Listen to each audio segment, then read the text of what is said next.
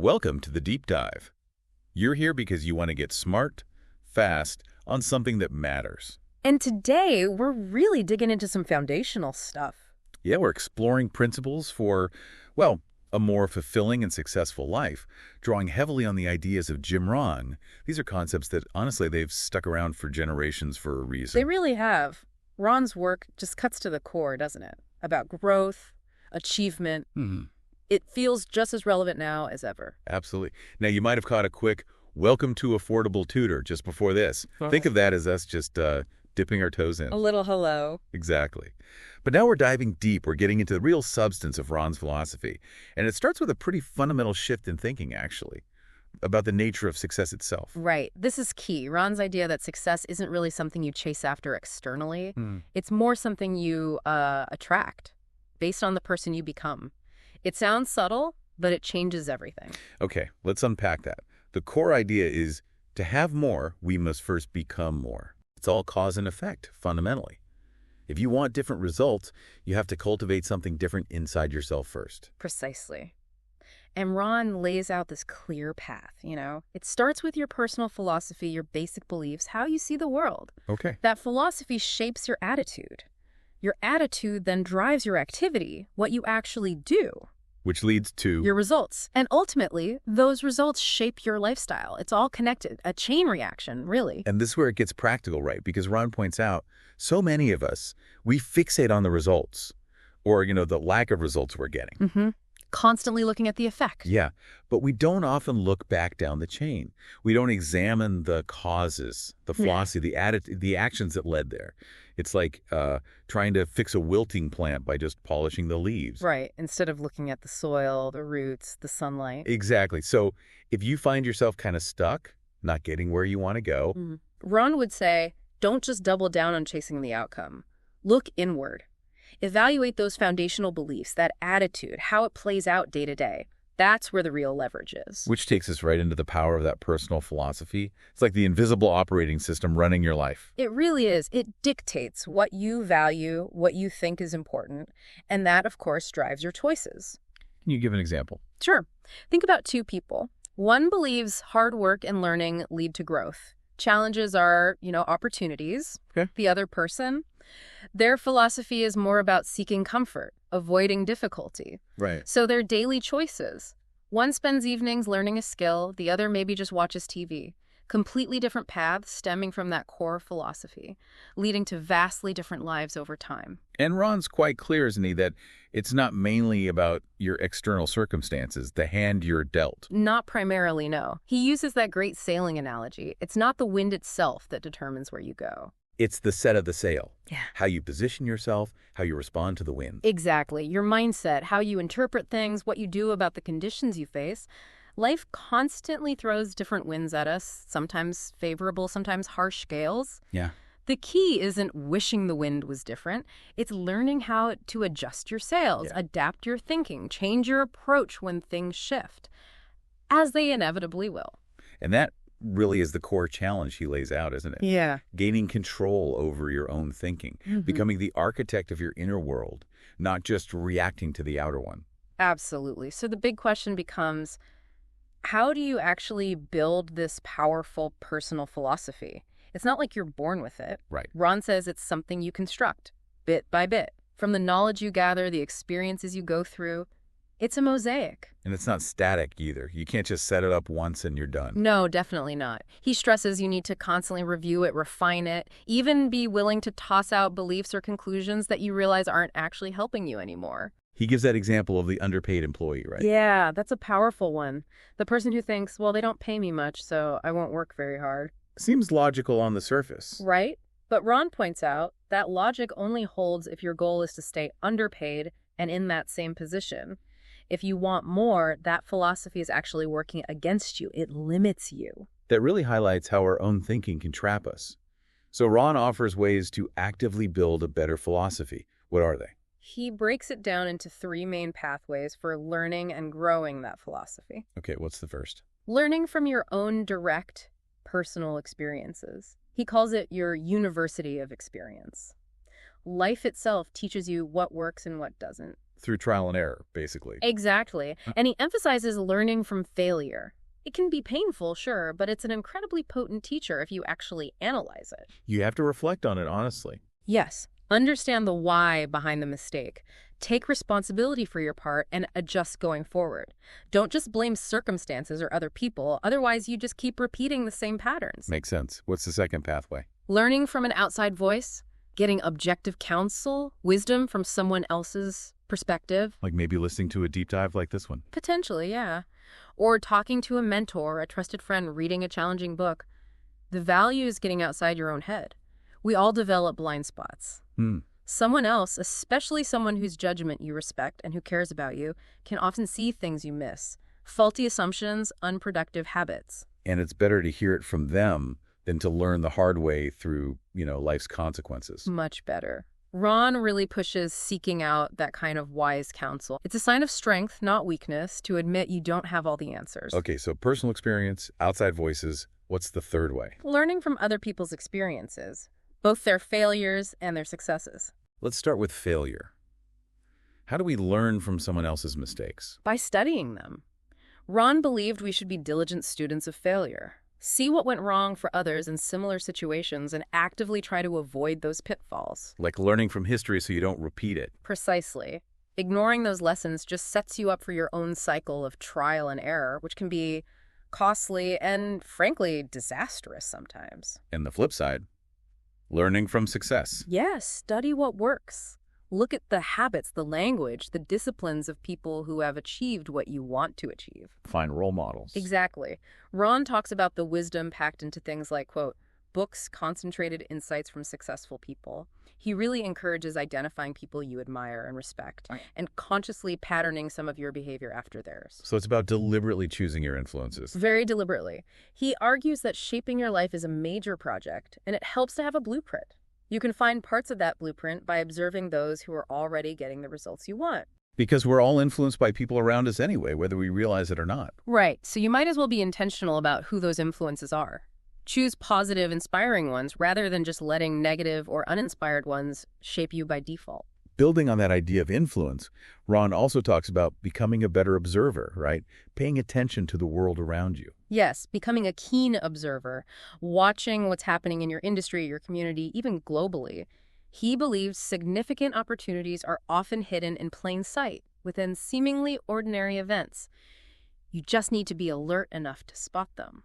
So moving beyond just going through the motions each day, actively trying to understand what's going on. Exactly. And tied to that is becoming a really good listener, which is harder than it sounds in today's world. So much noise. So much noise. Ron stressed developing selective listening, filtering out the shallow, the negative, the distracting stuff, and focusing on voices that offer real value, real insight.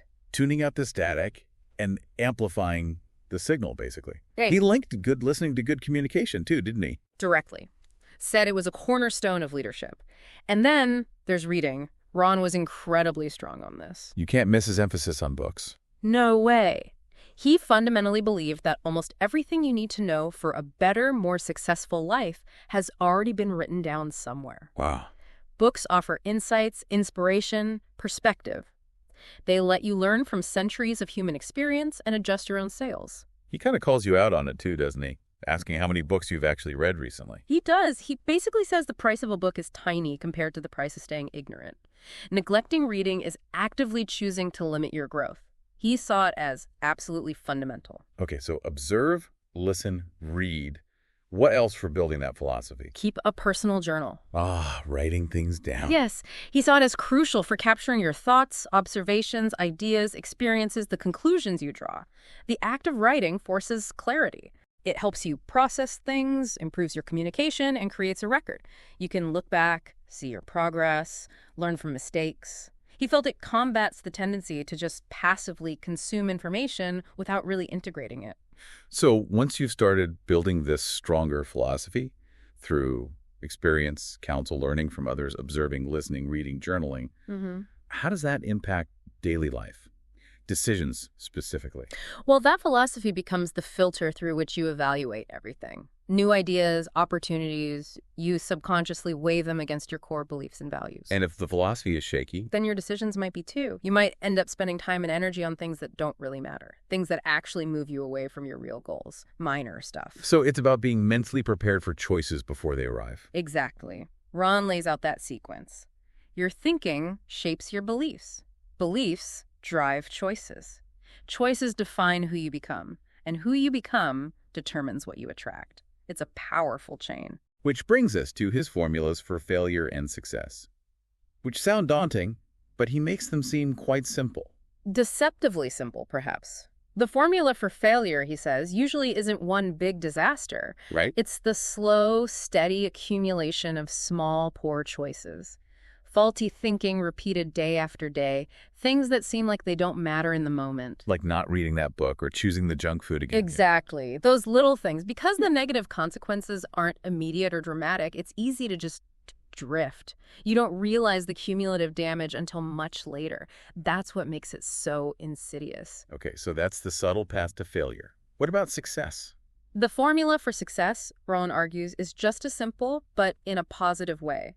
It's a few simple disciplines practiced every single day, consistently. Discipline is key. Absolutely. And the crucial part is making the future real now, integrating that long-term vision into your current philosophy so it guides today's choices. And these new disciplines, they actually change your thinking over time. That's the power of them, yes. They amend your thinking habits. He warns against just relying on motivation, too. You can be highly motivated, but still heading in the wrong direction if your underlying philosophy is off. Lasting change comes from changing the thinking. He also warns about making excuses, right? Yeah. Letting yourself off the hook in one area. Yeah, that slippery slope idea. Giving yourself a pass for being undisciplined here or there can gradually weaken your resolve across the board. It creates a domino effect. So the advice is to keep looking for small disciplines. Yes, small things you can implement consistently to refine your thinking, correct your course, and improve your results. Success and happiness, he says, are actually easy to achieve in principle, but they're also very easy not to do. It's easy to neglect those simple disciplines. And that neglect leads to guilt, eroding self-confidence, a downward spiral. But you can fight back against that inner voice, the one tempting you towards neglect. Definitely. Rohn believed a sound philosophy and a positive attitude are the weapons you use to silence that voice of failure. Which brings us neatly to attitude.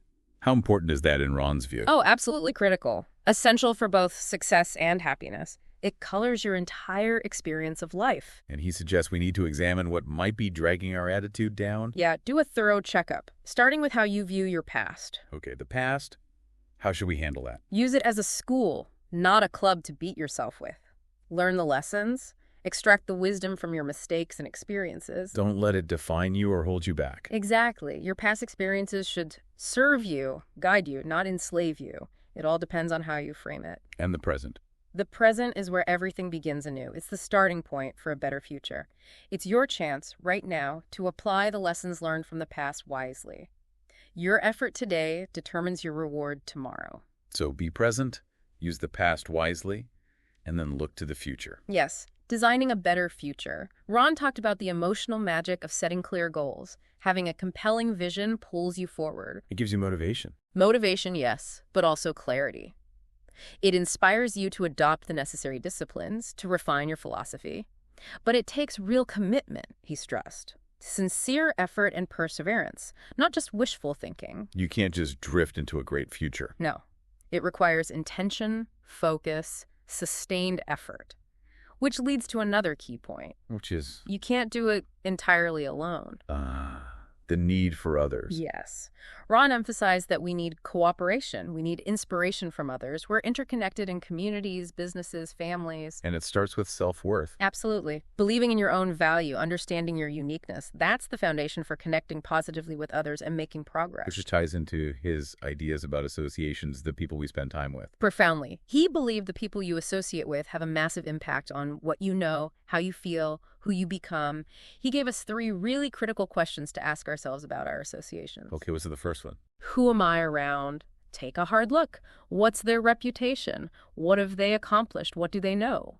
What are their values, their habits? Do they value things like attitude, goals, growth? So really evaluate the people closest to you. Yes. Then the second question, What effect are they having on me? How are they influencing me? Exactly. Are they lifting you up, inspiring you?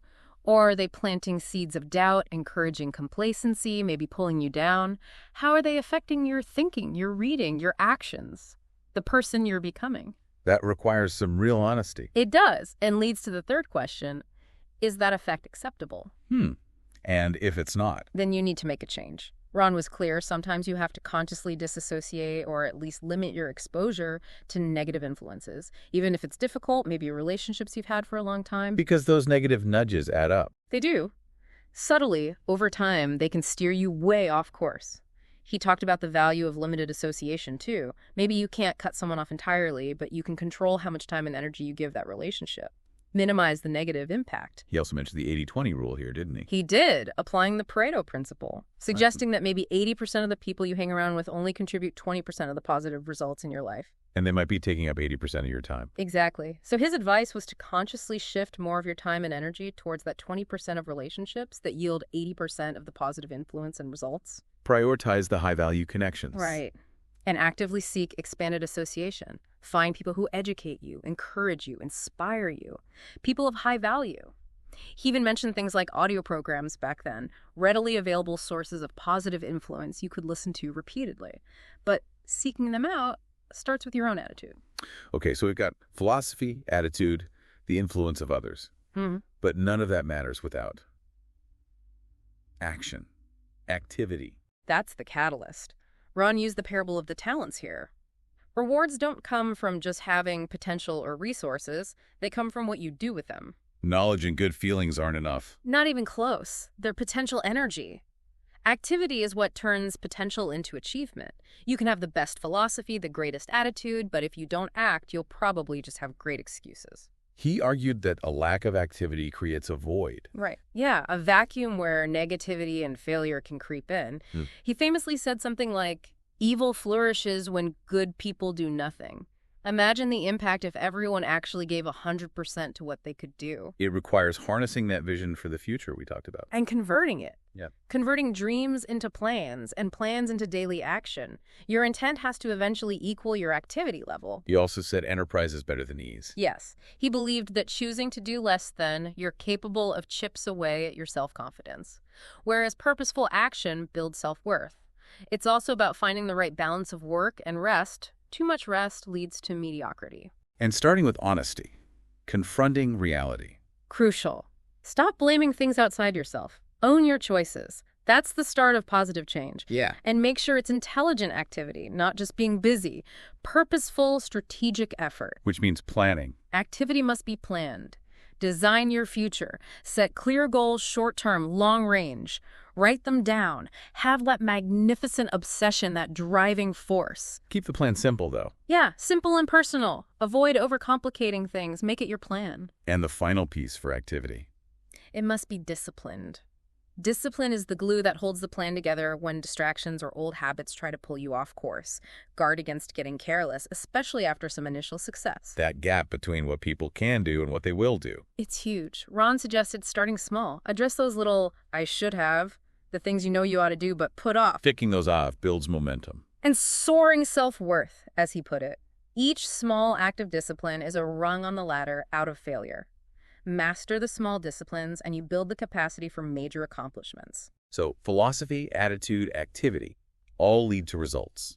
The harvest. Exactly. Results are the natural consequence of past efforts, proportional to the effort invested. An opportunity is often brief. So you need to act when it appears. That's how you reap the rewards. You should check your results regularly. Are you making the most of your opportunities? Your current results are a pretty good indicator of your future results if nothing changes.